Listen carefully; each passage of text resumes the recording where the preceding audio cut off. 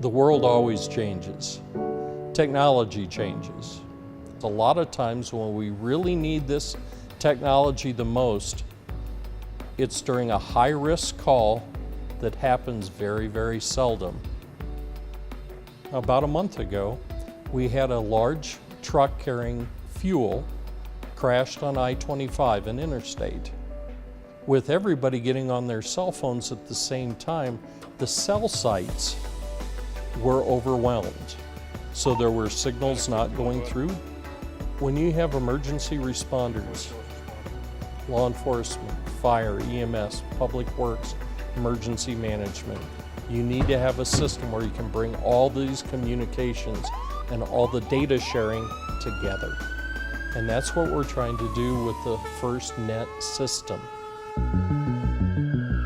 FirstNet is to build out network for public safety. Public safety has its own standalone network for all of our responders, police, fire, and EMS, where we can move from one agency to another to make sure that we can relay information that is pertinent to each of the different agencies. This is a huge innovation for public safety, probably the biggest innovation for most first responders in their careers. We started working on the public safety broadband network some time ago. It was a 9/11 Commission report recommendation to improve public safety communications post that incident. We worked for many years to make this happen, and here we are, and it's actually happening. In fact, the initial plans went out June 19th. 4 states have already agreed that they're going to opt in with the plan they have already. They like what they see already and they want to start right now. The opt-in or opt-out is done by the governor of each of the states or territories and is their sole prerogative to make that choice. Now, if an event happened, whether it be an emergency or even just a major event, and any of those can overload the current system, whoever's network it is.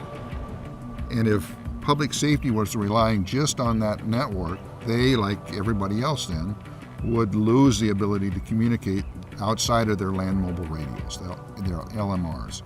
With the advent of the FirstNet project and the opportunity to opt in from the governor, AT&T has agreed to allow them to do prioritization so that all first responders have priority on the network right now over everybody else.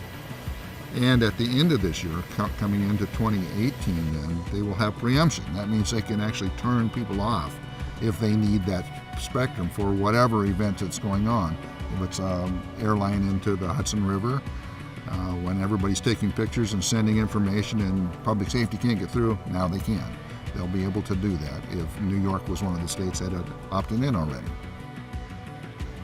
This is just a beginning of what we're looking at in moving data and information to our personnel, our responders, so they can do a more efficient job for the public.